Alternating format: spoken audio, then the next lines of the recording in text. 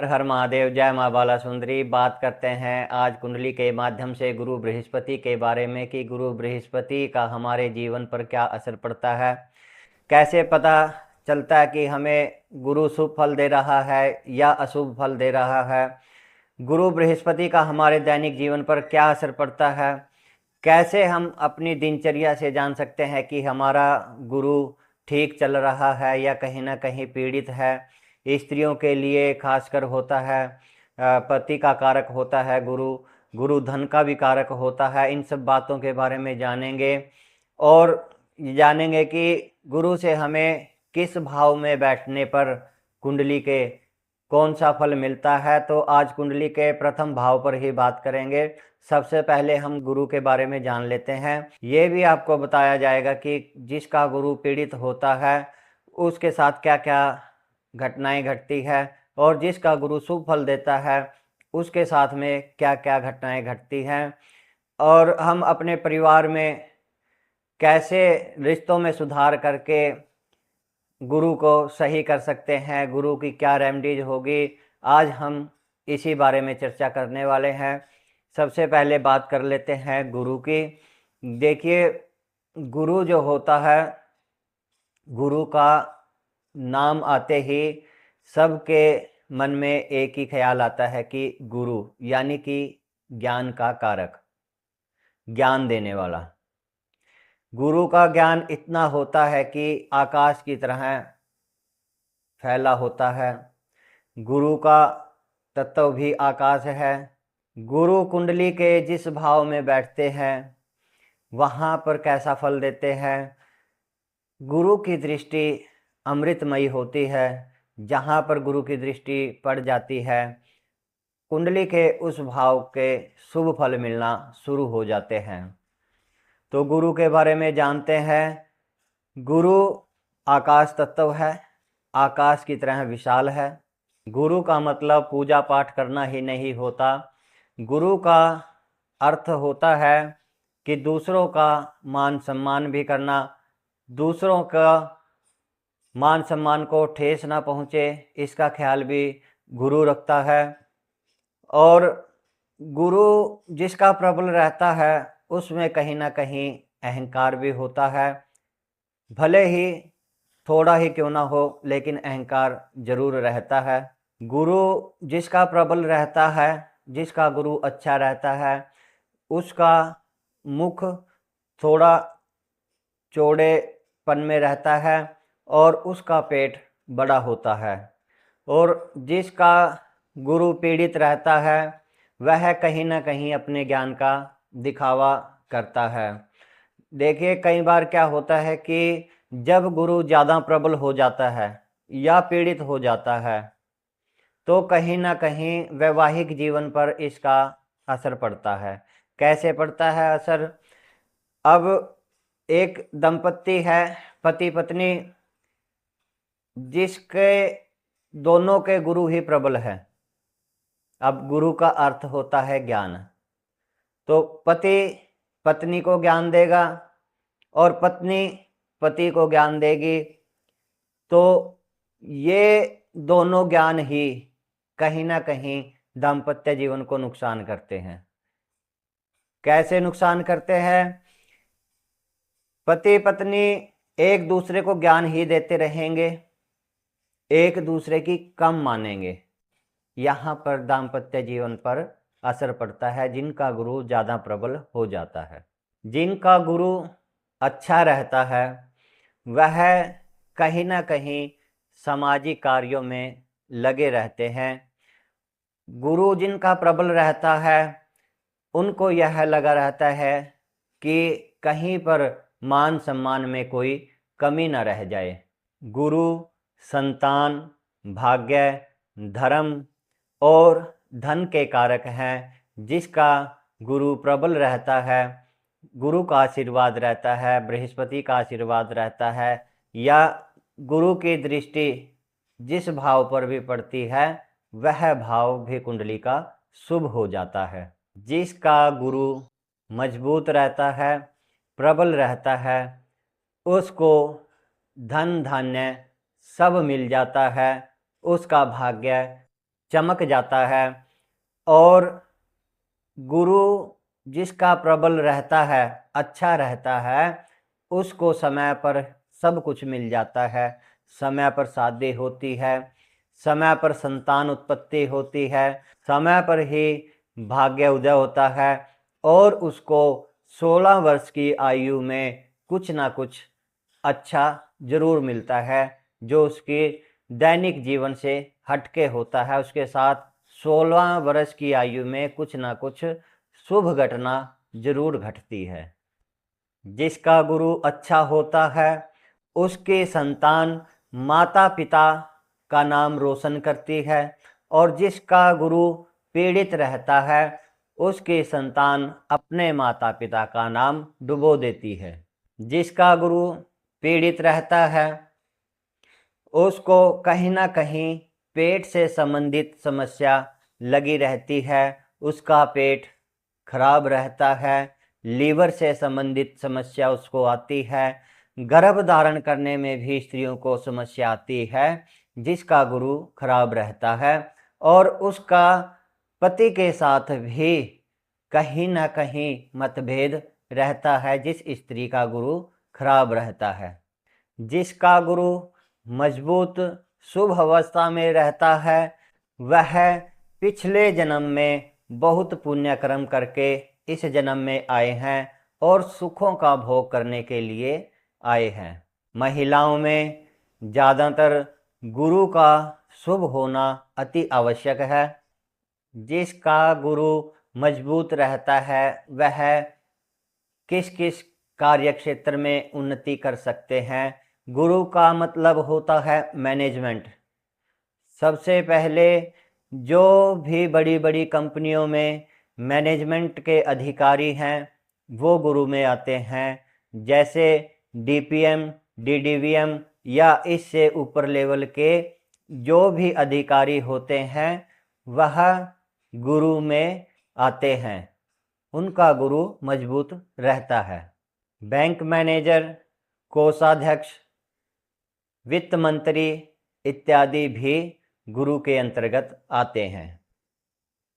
गुरु का मतलब होता है कर्ण शक्ति, यानी कि आकाश के माध्यम से जो शक्ति के द्वारा हमारे कानों तक दूसरों की बातें पहुंचती हैं या सुनने की शक्ति हमारे कानों तक पहुंचती है, वो गुरु है। गुरु जिसका अच्छा रहता है, उसके थोड़े कान भी बड़े रहते हैं, उसकी श्रवण शक्ति बहुत मजबूत होती है। वहीं जिसका गुरु पीड़ित रहता है, उसको कान से संबंधित समस्या लगी रहती है, और हो सकता है कि उसे कानों से सुनाई भी कम दे या ना भी सुनाई दे, या उसका एक कान भी खराब हो। और परिवार में हम दैनिक दिनचर्या में अपने कैसे पता कर सकते हैं कि हमारा गुरु शुभ है या हमारा गुरु अशुभ फल दे रहा है? तो जिसका बड़ा भाई या बड़ी बहन नहीं है, उसका कहीं ना कहीं गुरु थोड़ा कमज़ोर पड़ता है। और पीड़ित का कैसे पता करें कि कुंडली में गुरु हमारा पीड़ित है या अशुभ फल दे रहा है? अपनी दैनिक दिनचर्या के द्वारा। जिसका अपने बड़े भाई के साथ झगड़ा रहता हो, किसी तरह का कोई विवाद चलता हो अपने बड़े भाई के साथ में, तो समझ लेना चाहिए कि उसका गुरु खराब है। उसका कहीं ना कहीं धन से संबंधित समस्या भी उस व्यक्ति को या स्त्री को बनी रहेगी। जिसका गुरु पीड़ित रहता है, वह दूसरे की बातें सुनना पसंद नहीं करता, अपनी मनमानी ही करना जानता है। गुरु का मतलब सम्मान होता है। जो अपने गुरुजनों का सम्मान करता है और अपने बड़े भाई का सम्मान करता है, वह यह प्रक्रिया करने मात्र से ही अपने गुरु को ठीक कर सकता है। और बृहस्पतिवार के दिन चने की दाल का दान करें, पीले वस्त्रों का दान करें। जिसका गुरु पीड़ित रहता है उस व्यक्ति को या स्त्री को वीरवार के दिन चने की दाल का दान करना चाहिए, पीले वस्त्रों का दान करना चाहिए, केले का दान करना चाहिए।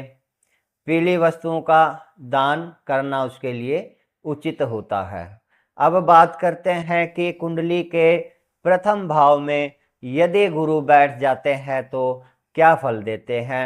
देखिए, आपको ये कुंडली जो दिखाई दे रही है यह 1 नंबर से स्टार्ट हो रही है और 12 तक इसका क्रम है। ये कुंडली के 12 भाव हैं।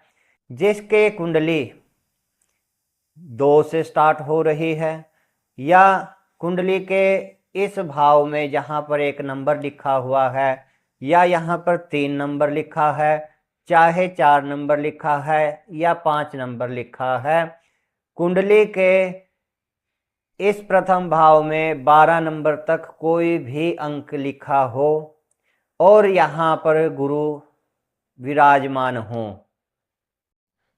तो कैसा फल रहता है।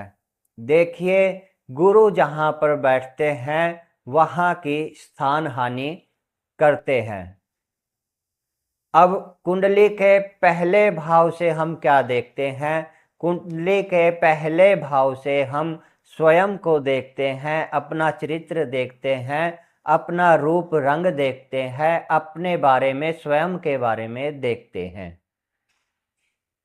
तो कुंडली के इस पहले भाव में गुरु यहाँ पर बैठ जाते हैं तो व्यक्ति को थोड़ा संघर्षशील बना देते हैं। वह अपने परिवार के लिए जी तोड़ मेहनत करता है लेकिन अपने लिए और बच्चों के लिए ज़्यादा कुछ कर नहीं पाता। उसके मन में पूरे परिवार को साथ लेकर चलने की लालसा रहती है लेकिन उसको हमेशा जिंदगी भर लगे रहना पड़ता है मेहनत करने के लिए। और यहाँ पर बैठकर गुरु शुभ फल कैसे देते हैं। जब कुंडली के इस पहले भाव में गुरु विराजमान हो तो गुरु की एक दृष्टि होती है पंचम दृष्टि। जब पंचम दृष्टि पंचम भाव पर पड़ती है तो गुरु हमारी शिक्षा को निखारते हैं, संतान की उत्पत्ति समय पर होती है, संतान अच्छी होती है, भाग्यशाली होती है, संतान माता पिता की सेवा करने वाली होती है। यहाँ पर बैठकर गुरु पीड़ित नहीं होने चाहिए, शनि इत्यादि की दृष्टि नहीं होनी चाहिए गुरु के ऊपर, तो संतान का भाग्य का उदय होता है। फिर बात करते हैं सप्तम भाव की, जो गुरु के बिल्कुल 180 डिग्री सामने पड़ता है। यानी कि यहाँ पर 1 नंबर लिखा है, जहाँ पर 7 नंबर लिखा होगा वहाँ पर गुरु की दृष्टि पड़ती है। गुरु की दृष्टि अमृतमय होती है। जिसके सप्तम भाव पर गुरु की दृष्टि पड़ती है तो उसके वैवाहिक जीवन को गुरु अमृतमय बना देते हैं, चाहे नवम दृष्टि से देखें या पंचम दृष्टि से देखें, क्योंकि गुरु की दृष्टि हमेशा अमृतमय होती है। तो यहाँ पर सप्तम भाव में दृष्टि पड़ते ही उसका वैवाहिक जीवन सुखमय हो जाता है। स्वयं वह संघर्षशील रहता है क्योंकि कुंडली के प्रथम भाव में गुरु विराजमान है, लेकिन उसको पत्नी जो मिलती है मन के मुताबिक चलने वाली मिलती है।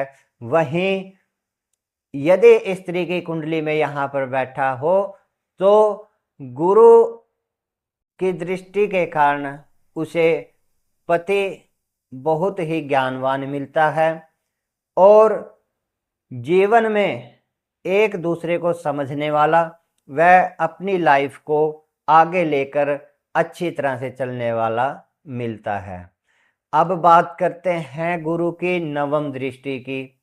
नवम दृष्टि हमारे भाग्य पर पड़ती है, क्योंकि नवम भाव हमारा भाग्य का भाव है, हमारे पितरों का भाव है।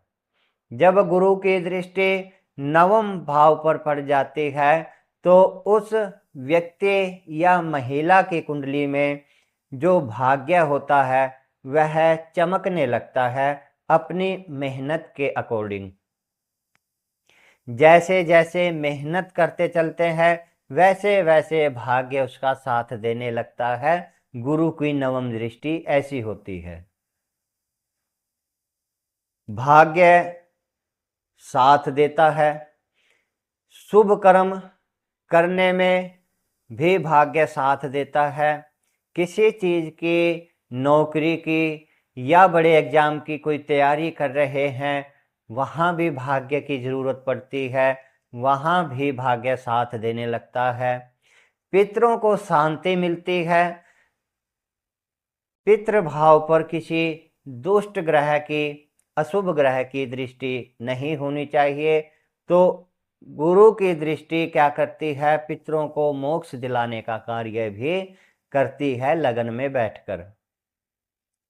तो ये जो गुरु के फल मैंने बताए हैं, बहुत सी चीज़ें हैं बताने के लिए। कुंडली को प्रॉपर तरीके से देखने से पता चलता है कि गुरु हमारे लिए कितना शुभ कार्य कर सकते हैं और गुरु का आशीर्वाद हमें कितना मिल सकता है। और वहीं यदि गुरु पीड़ित हो जाते हैं तो हमें क्या क्या नुकसान भी उठाने पड़ सकते हैं। जिसका भी गुरु पीड़ित रहता है वह अपने गुरुजनों का सम्मान करे, बड़े भाई का सम्मान करे और जो महिलाएं होती हैं वो अपने ज्येष्ठ इत्यादि का भी आदर सत्कार करें। तो और अपने गुरुजनों का भी सत्कार करें। इससे बहुत ही फायदा मिलने वाला है और हमारा गुरु कहीं ना कहीं शुभ फल ही प्रदान करता है। गुरु का आशीर्वाद सभी के ऊपर बना रहे, ऐसी मैं आशा करता हूँ। हर हर महादेव। जय माँ बाला सुंदरी।